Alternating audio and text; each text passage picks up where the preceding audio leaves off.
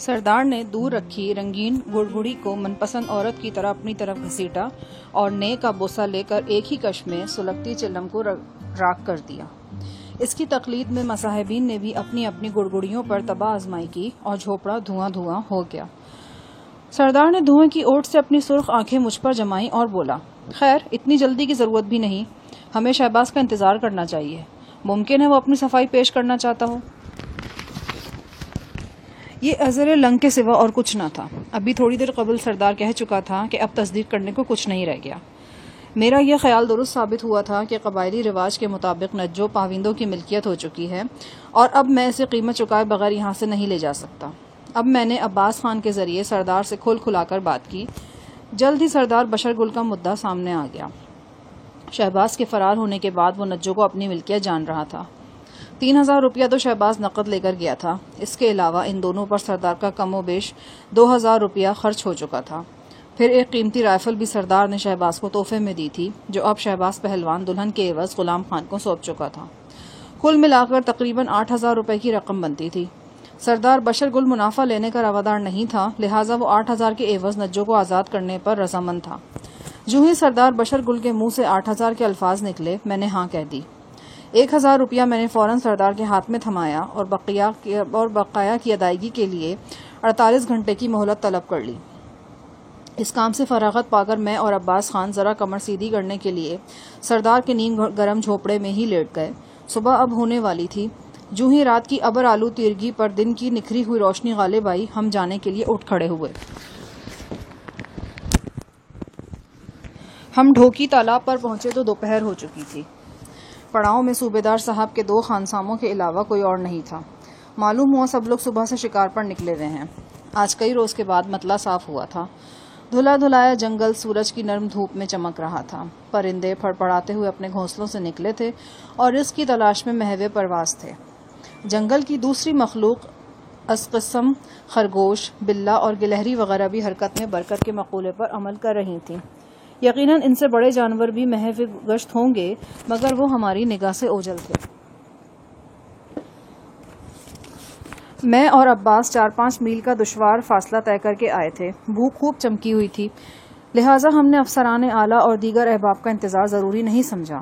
Head Khan سامہ کے سامنے درخواست گزاری اور اس نے کمال مہربانی کا مظاہرہ کرتے ہوئے ہمارے سامنے دسترخوان بچھا دیا۔ مرغابی کے گوشت کا نہایت لذیذ پلاؤ تھا، ساتھ میں پودینے کی چٹنی اور آلو کا شوربہ تھا۔ چٹائی پر بیٹھ کر یہ لنچ کرنے میں جو لطف آیا، شاید کسی 5 اسٹار ہوٹل میں بھی نہ آتا۔ ایک تو کھانا مزیدار تھا، دوسرا اس میں گناہ کی لذت بھی شامل تھی۔ جی ہاں، جناب ایس پی برکت صاحب سے پہلے کھا لینا، اور وہ بھی چوری چھپے، گناہ کے زمرے میں ہی آتا تھا۔ اگر وہ ہمیں اس حالت میں دیکھ لیتے تو یقیناً الٹا لٹکا کر کھایا پیا باہر نکال لیتے۔ میں کھانے کے آخری مراحل میں تھا جب اچانک میرے ذہن میں زخمی عورت کی دید کا منظر تازہ ہو گیا۔ خاکستری پٹی کے نیچے سے جھانکتی ہوئی نیلگوں آتے، دل متلا سا گیا۔ اس کے بعد ایک لقمہ لینے کو جینا چاہا۔ سگریٹ سلگا کر میں سوچ میں گم ہو گیا۔ آخر کیا قصور تھا اس بد نصیب کا؟ یہی نہ کہ وہ ایک بیٹی کی ماں تھی اور اسے عزت سے رخصت کرنا چاہتی تھی۔ اپنے جگر کے ٹکڑے کو ہمیشہ کے لیے ودا کرنے سے پہلے وہ اس کے کچھ چاؤ پورے کرنا چاہتی تھی، اور وہ چاؤ بھی کیا ہوں گے؟ چند معمولی چیزیں ہوں گی اور کپڑوں کے 2-3 جوڑے، کچھ کھانے پکانے کے برتن، اوڑھنے بچھانے کی 1-2 چادریں، اور بس۔ ان چیزوں کے حصول کے لیے اس بیچاری نے قرض لیا تھا اور اب وہ یہ قرض چکانا چاہتی تھی، اپنے شوہر کی کمائی سے نہیں، اپنی بیٹی کے عوض حاصل ہونے والی رقم سے۔ یہ رقم آنسوؤں کے مول حاصل ہوئی تھی، اور اس کا بیاج وہ کسک تھی جو بیٹیوں کو انجانے دیس میں رخصت کرنے والی ماؤں کے دل میں ہمیشہ رہتی ہے۔ اس رقم پر صرف اور صرف سکینہ کا حق تھا۔ اس نے غلام خان سے بصد عاجزی یہ حق مانگا تھا، اور نتیجے میں خنجر گھونپ کر اس کی آنتیں باہر نکال دی گئی تھیں۔ شکار پارٹی کی واپسی 2:30 بجے کے قریب ہوئی۔ وہ سب بہت تھکے ماندے تھے۔ آتے کے ساتھ ہی وہ کھانے پر ٹوٹ پڑے۔ چائے وغیرہ پینے کے بعد برکت صاحب نے مجھے اپنے خیمے میں طلب کیا۔ صوبیدار اور کبیر علی شاہ بھی وہیں موجود تھے۔ کبیر علی شاہ نے کہا، کانسٹیبل صاحب، یہ آج کل تم کیا چکر مکر چلاتا پھرتا ہے؟ اور وہ تمہارا پہلوان، کیا نام ہے اس خدائی فوجدار کا؟ ہاں شہباز، اس کا کچھ کھوج موج ملا کہ نہیں؟ کھوج تو لگا ہے جی، لیکن وہ ہاتھ نہیں آیا۔ کیا مطلب؟ تم تو ایسے بات کرتا ہے جیسے وہ کچھ لے کے رفو چکر ہو گیا ہے۔ جی ہاں، رفو چکر ہی سمجھے، لیکن دکھ اس بات کا نہیں کہ وہ کچھ لے کے گیا ہے۔ بلکہ اس بات کا ہے کہ وہ کچھ چھوڑ کے گیا ہے۔ کبیر علی شاہ نے ایس پی برکت سے مخاطب ہو کر کہا، ایس پی صاحب، کبھی کبھی تو ہم کو لگتا ہے کہ آپ کا یہ کانسٹیبل ٹیلی ویژن کے ڈراموں میں کام کرتے کرتے ادھر آ گیا، ہر بات گھما پھرا کے کرتا ہے۔ برکت صاحب نے مجھے گھور کر دیکھا۔ بات کو الجھایا مت کرو، کھل کر بتاؤ کیا معاملہ ہے۔ میں نے کہا، وہ میں نے آپ سے نجو نام کی لڑکی کا ذکر کیا تھا نا، جس کے ساتھ شہباز بغیر نکاح کے رہ رہا تھا۔ ہاں ہم کو معلوم ہے، کبیر شاہ نے زبردست دلچسپی ظاہر کرتے ہوئے کہا۔ تم آگے بولو۔ میں نے ساری کہانی دہرا دی۔ چھپانے سے کچھ فائدہ بھی نہیں تھا، ویسے بھی عباس خان سائے کی طرح میرے ساتھ رہا تھا، میں چھپاتا تو وہ ظاہر کر دیتا۔ میں نے یہ بھی بتایا کہ اب نجو کی حیثیت اس بستی میں یرغمالی کی ہے اور سردار بشر گل اس کی رہائی کے لیے 8,000 روپیہ طلب کر رہا ہے۔ صوبیدار مرجان اور کبیر علی شاہ اس رودات سے بہت متاثر نظر آ رہے تھے، جبکہ برکت صاحب کا معاملہ برعکس تھا۔ چونکہ اس قصے کا عیسیٰ جان وغیرہ سے براہ راست کوئی تعلق نہیں تھا، لہٰذا وہ بیزاری ظاہر کرتے ہوئے اٹھ گئے اور دانتوں میں خلال کرتے ہوئے باہر تشریف لے گئے۔ کبیر علی شاہ نے شہباز کو کوستے ہوئے کہا، اس کا مطلب ہے وہ نر کا بچہ نہیں تھا، اگر ہوتا تو یوں اپنی عورت کو پابندوں میں چھوڑ کر نہیں جاتا۔ کانسٹیبل بھائی، خدا کا قسم ہم کو یہ سب سن کر بہت دکھ ہوا۔ صوبیدار مرجان نے پرسوچ لہجے میں کہا، یہ بات تو طے ہے کہ وہ رقم لیے بغیر لڑکی کو آزاد نہیں کریں گے۔ یہ بھی تم نے اچھا کیا کہ انہیں فوراً پیشگی ادائیگی کر دی، اب کم از کم پرسوں تک تو وہ پابند ہیں۔ میں نے سرگوشی کے لہجے میں صوبیدار سے کہا، آپ ذرا اپنی طرف سے بات کر کے مجھے ایس پی صاحب سے اجازت لے دیں، میں چاہتا ہوں آج ہی واپس چلا جاؤں۔ کس لیے؟